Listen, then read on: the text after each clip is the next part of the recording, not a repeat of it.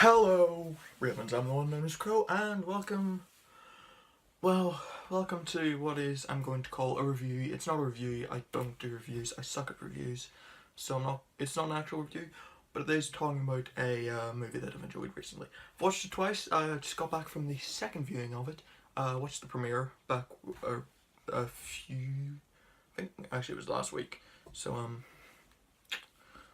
no, wait, no, it wasn't even. It was Thursday there, the premiere happened, and I just watched it again today with my friend Hannah, who you'll remember from Fantastic Beasts and Where to Find Them, and the person being pretty much the person who suggested everything I've reacted to so far, other than the Hellenic Pop, which, thank you for making it so that she wasn't the only one giving me things. Swear, if she had sent me one more video like Hi Stranger, oh, I would have probably had a heart attack. I'm having a laugh.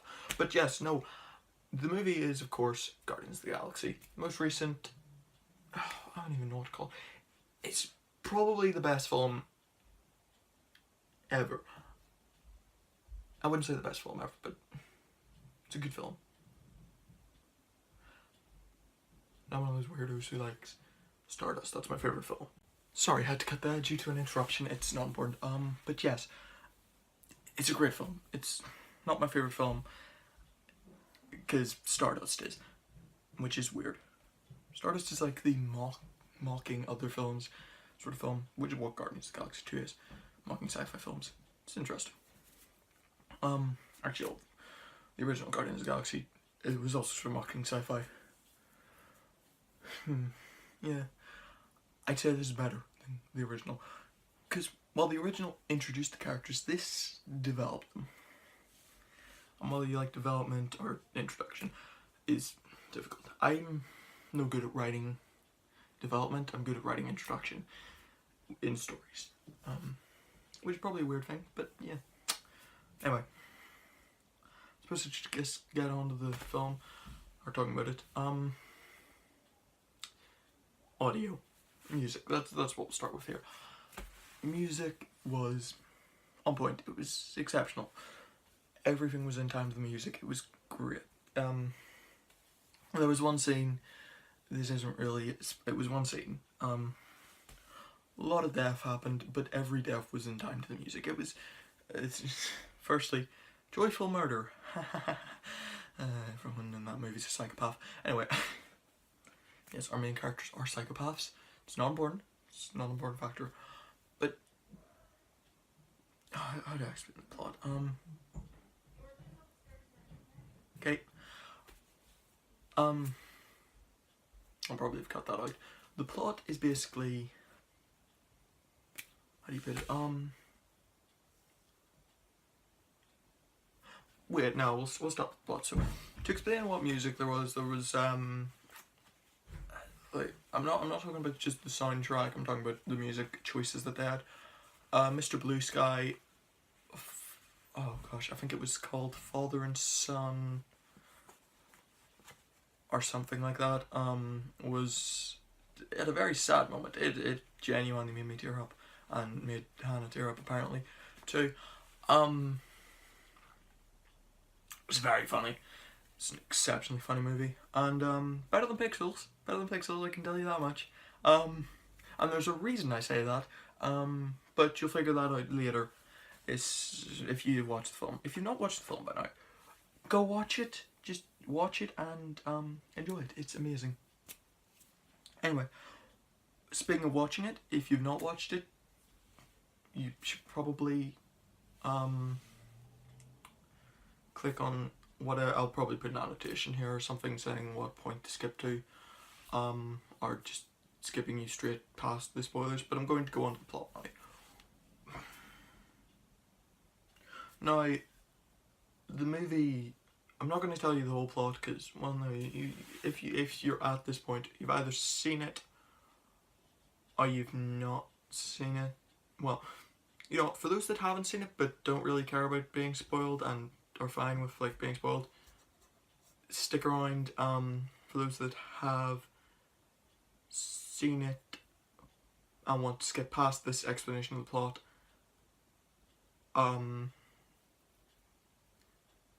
I'll probably put another annotation at that point, and if you haven't seen it, then of course skip with the other one. But sorry, that's really long and convoluted for what is basically nothing. But yes, it's the plot. So we start off with basically it's the crew back together.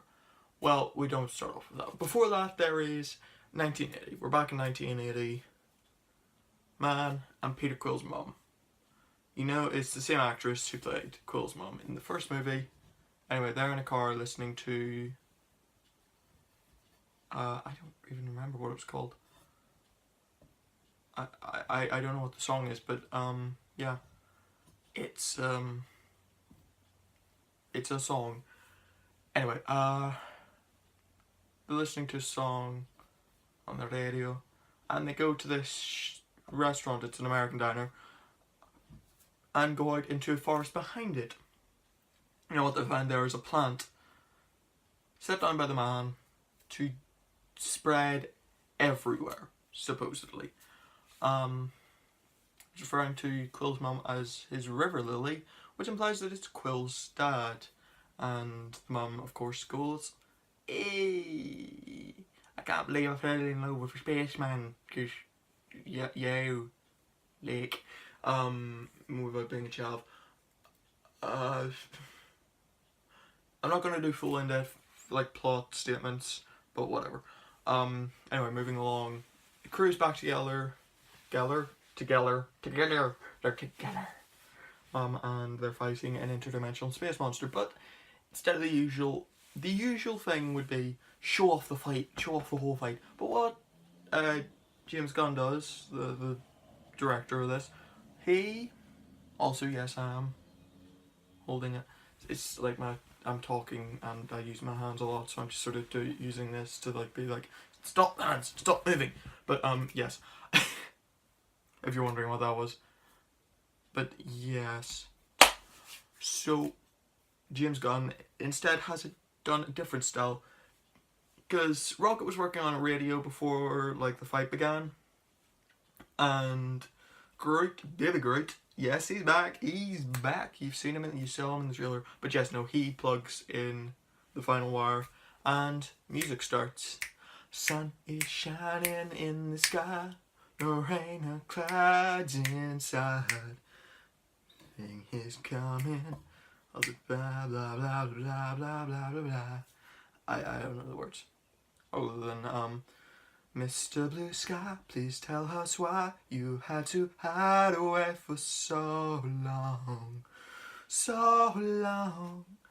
Where did we go wrong? That's not actually the correct tune.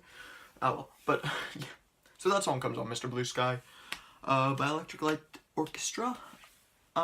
And Groot starts dancing around the arena while all of them are fighting in the background, and it's done really well until the point when Radio gets destroyed and then it goes to the actual battle, which, fair enough, it does need it shoot you the battle. Anyway, moving along, Rocket steals some batteries from the people they were saving. The people they were saving send their fleet after them.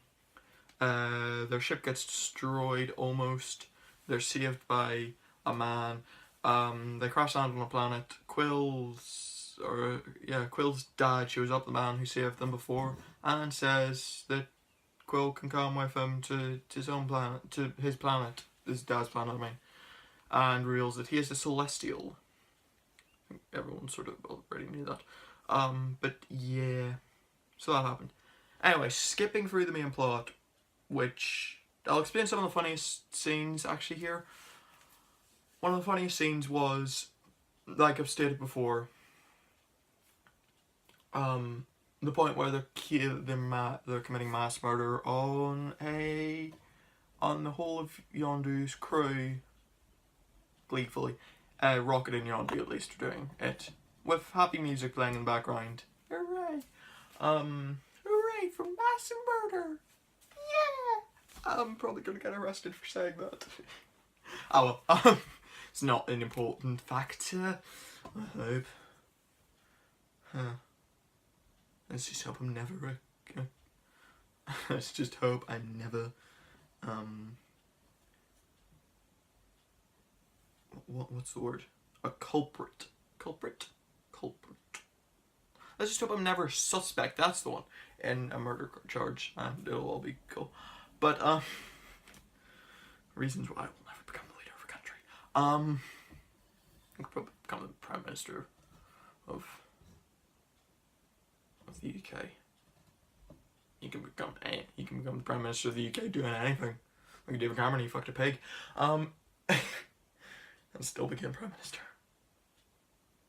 Anyway, got a bit off track there. But yes, so that was one of the funniest scenes. Another scene, while Yondu and Rocket are being trapped by Yondu's former crewmates, other than Taserface, that's the new captain. The one that committed the mutiny. Anyway, Groot is trying to get his Yondu's fin back for him. The thing that he wears on his head, that he uses to control the arrow. Yeah, that thing. And they keep telling him things that he needs, like, they keep giving him the instructions over and over again. Groot just grabs different things. If, like, go into detail. First he grabs Yondu's underwear. Then grabs one of the other he grabs one of the Ravagers' eyes. The Ravagers are the guys that work for Yondu. Then he grabs, I think, a table? Yeah, he grabs a desk. He then grabs a severed human toe. And no, the Ravagers don't have human toes on the ship, so just don't discuss it. And then he grabs a pog. At that point, of course, Yondu's second in command basically comes along and is like, that's not, what the fuck's wrong with you? And grabs the actual fin, brings it to Yondu, and is like, they killed my friends, I want to kill them. Oh yes, Nebula's in this, by the way, I forgot to mention. Yeah, for helping the guys who they stole the batteries from, they got Nebula as a prize. It was interesting.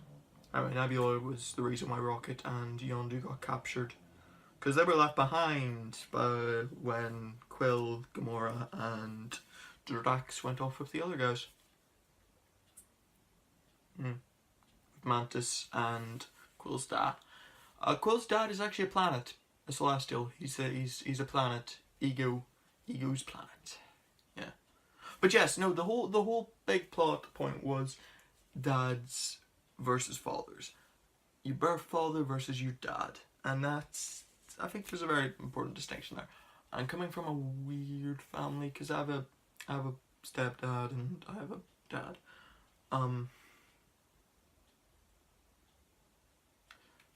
Sometimes your dad is not your dad.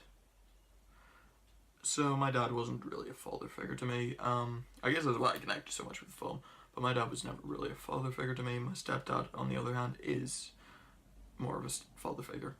And that's the difference, I guess. That's the whole plot point. That's the main plot. In the end, Yondu dies. Yondu was Quill's dad. He was... Oh yes, also, I'm Mary Poppins, y'all! Yondu is Mary Poppins. You've heard it. You've probably heard it from everybody who's actually reviewed the film. Yeah, Yondu is Mary Poppins. That will probably be the title of this video. Just, I'm Mary Poppins, y'all. Oh, that'll be good. Everyone will just be like, what? What the fuck does that have to do with Guardians of the Galaxy? Well, they're both owned by Disney. This is true.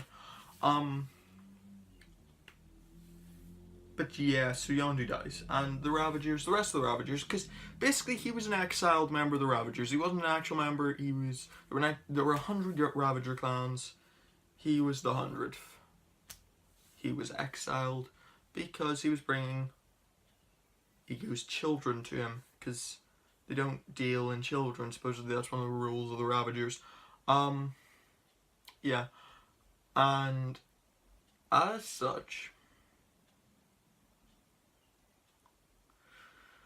yeah, he got exiled. But in the end, Yondu dies. Rocket sends word of what Yondu had done to the Ravagers, and they come for his funeral. Oh, also, you remember I mentioned the second in command of Yondu? Yeah, he gets Yondu's fin and his arrow. So he now is basically Yondu, just slightly less blue. Yeah. And that would bring me on to the after credit scenes, but I'll get onto those in a bit. Cause are they spoilers? I mean, I'm not sure.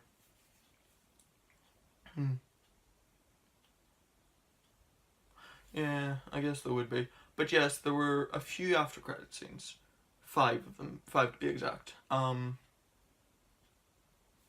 First scene was we'll actually talk about the rest of the last bit of plot that I want, because I'm doing this really out of order and really badly, but it's not a review, it's more of a I want to talk about this, I'm going to talk about it, let's just talk about it in the comments as well, because I want to see what your thoughts on it if you've seen it.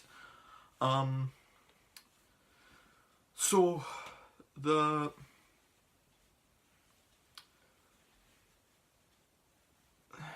Ravagers show up, and yeah.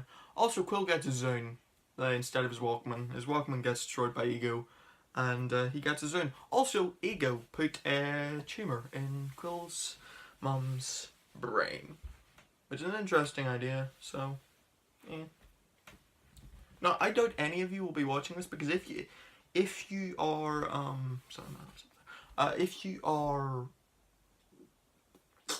if you've watched it, you'll probably want to skip past this plot explanation, and if you've not watched it, you'll probably want to thingy. Or you're probably just gonna want to skip the spoilers. So, either way. But, yeah, Quill's dad put the tumour in Quill's mum. Lovely fellow, isn't he? Anyway, I should get on to the rest of the points. But I'll do that in just a second. Sorry, just wanted to make sure that the memory didn't run out on this. Anyway, so next, what happened? Well, yeah, they had a funeral for Yondu, and then it ended. Yondu having saved Quill's life. Then there were the 5 after credit scenes. And yes, there were 5 of them. Why? Why not? So first, we had Yondu's second in command. Also, I'm pretty sure James Gunn's brother in real life. James Gunn, the director, the actor, is his brother in real life, I think. Don't quote me on that. Yeah, we had him practicing with the arrow. He's whistling, trying to get it off the ground. It doesn't come off the ground. He doesn't have full control of it. And when he whistles, it goes off and hits Drax in the heart, or in the neck. Drax, of course, being resilient to literally everything. I mean, what the frig is that guy made of? Was he able to, earlier in the movie, he was bouncing off trees and stuff, got hit by a friggin' massive piece of the ship and survived. Didn't get knocked unconscious. Jeez, that man is insane. Curse you, Batista, you person. Anyway, yeah, he gets in the neck and is feeling, and he backs off slowly and runs. Which is good plan. Good plan. Just try to kill Drax. Next, the second to credit scene, we see the Ravagers, the leader of the Ravagers. We have Sylvester Stallone, well, I'm just gonna use this hand for this. Sylvester Stallone, the main leader. We have a big guy who I think is based off of Soldier 92 or something. I don't remember what he's called in the comics. Like Soldier 48 or something. It's something along those lines. Anyway, he's there. He looks very different from what he did in the comics, but he's still quite big, quite beefy. Yeah, that sort of thing. Not sure if the Ravagers are going to be big in the plot. Maybe they'll have their own spin-off movie. that could be good. There's a guy who looks a bit like he's made of ice. It's not Iceman. Foxstone's the right to X-Men after all. But yeah. We have Miley Cyrus robot. I'm quite serious. Yeah, Miley Cyrus bot. Miley Cyrus did voice a character in that movie. Which was interesting. I mean, I didn't hear about this until yesterday, but yeah. There was, if you've seen the trailer for Ragnarok, it looked like the woman from that. Looked like the woman, and I'm guessing that's Enchantress. I don't think it is her, but it looked like her, like with the sort of long, dark, greasy hair, greasy-ish, and sort of darkish complexion. Like she was white, but she had like a sort of like, I don't know, I don't really know what to call it. And then finally we had a guy who was using the magic that Doctor Strange uses. Yeah, he was using Doctor Strange's magic. You know, his form of sorcery. Anyway, so yeah, they had all banded together as a team to steal shit, in their own words. Oh, third scene. Let's get on to the third scene before I pass out from exhaustion. Third scene we had I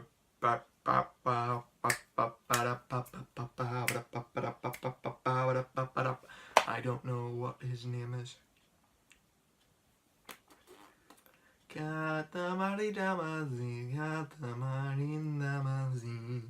Anyway, why am I singing the Katamari theme? The third was, oh my gosh, I just saw it. Why am I forgetting this? Oh yes. The people I mentioned before who they stole the batteries from.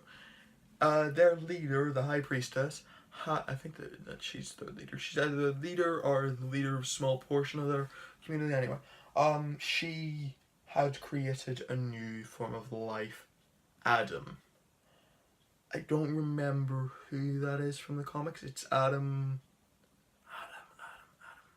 I don't remember. He was a hero from the comics, but there's not really much that I remember about him.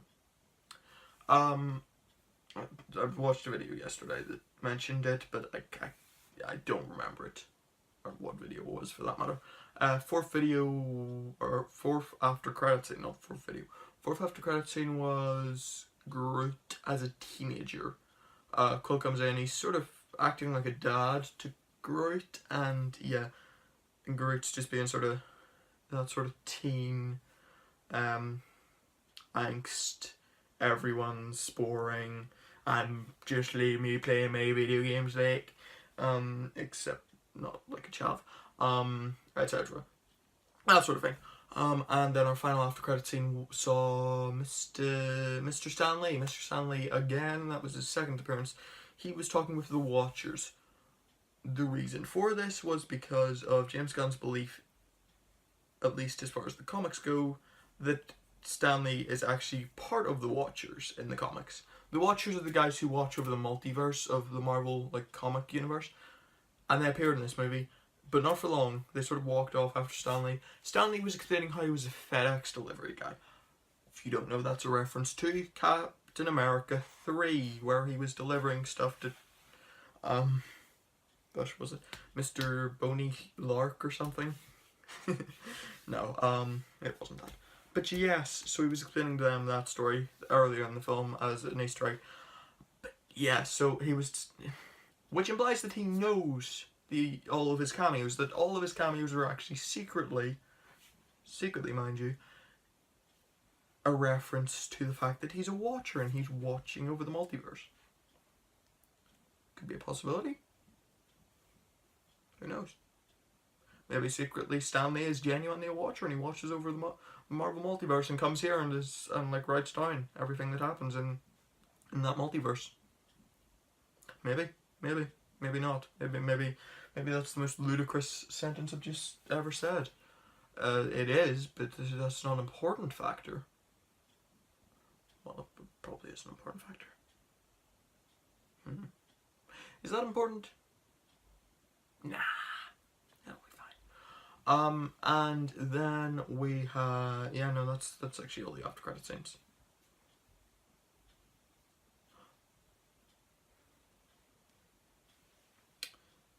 Yeah. So let's bring the other guys back in. So hey, all you guys who skipped the other part, the part where I was talking about the plot and doing spoilers. And what I've explained to the other guys is that the main plot line was father versus dad.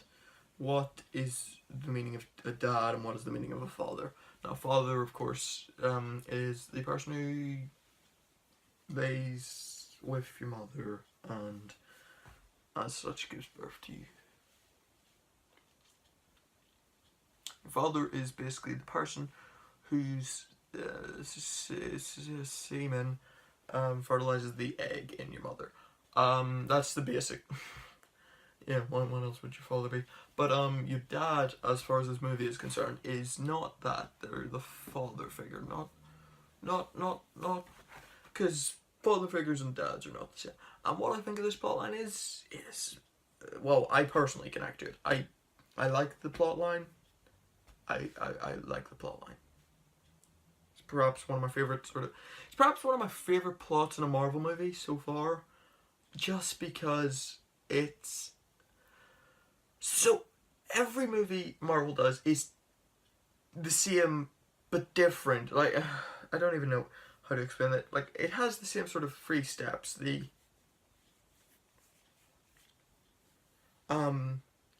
introduction, here's the team, or here's the people. The complication, something happens, they get split up, they start to hate each other, etc. And then the finale, they all get back together, they defeat the big bad guy. We saw it in Avengers 2, Captain America 2, Captain America 3. Yeah, lots of them. Thor, the Dark World. Well, maybe not Thor. No, yeah, it would have been Thor, I guess, would have been, oh, he's powerful to start with. Then he loses his hammer. Then he gets his hammer back and defeats the bad guy, etc., etc. For the Dark World, I can't really think if I would have. Anyway, things like that. That's sort of how it is. But they all follow a different plot. Like, they have those steps, but they follow a different plot. Which is interesting. Anyway, I like the plot. Good plot. Then I think we need to move on to camera angles, stuff like that, technical stuff. The camera angles were amazing. I don't know why I'm talking about camera angles, but no, they were amazing. They let you just sort of get a glimpse of the action and understand everything that was going on. It wasn't a case of, oh, I don't have a clue what's going on. It was, you knew what was going on.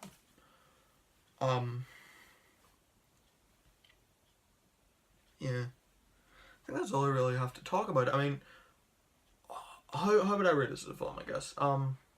Based on the skill that everyone uses, I would say it's a 9.5. It's not 10. It's not a perfect film. It's good. There was a lot of development. There was a lot of character development. It was really good character development. There was some unspoken thing between Gamora and Quill that had to be worked out. But yeah, no, it was a very, very good film. And don't really know what more to say about it. It's one of my favorite films ever. And probably will be for a long time. Like, it's much, I wouldn't say it's much better than the first one, but it is better, at least, which is good. Anyway, I recommend you watch it. Watch it in the cinema, or wait until it comes out on DVD and buy it on DVD. I mean, I've seen it twice. I think that tells you something about my thoughts on it. So, whatever. It's your call. But for right now, I have been on Nose Crow, signing off. See you later. Bye. That was, I don't know what that was. It was supposed to end the video, but I can't be bothered. Yeah. So I might have just paused there for some reason. Anyway, yeah. There's not really much else I want to talk about. Maybe, I don't know whether I wanted to start doing like sort of sappy, sentimental, talking about like sociology, I guess, would be what it is more than psychology. But I don't really know if I want to start talking about sociology, like the idea of social like impressions of things. So like the father versus dad bit. I don't think I want. I might end up doing stuff like that, but for right now, I don't think I'm gonna want to do that. So, and because then it'll just get too personal. I don't want you guys having to peek too far in my life. Yeah. It's a damn good film. Just I'll say that much. Leave it at that much. And oh, my eye hurts. Sorry. So I've been on Nose Crow signing off. See you later. Bye. Watch the film.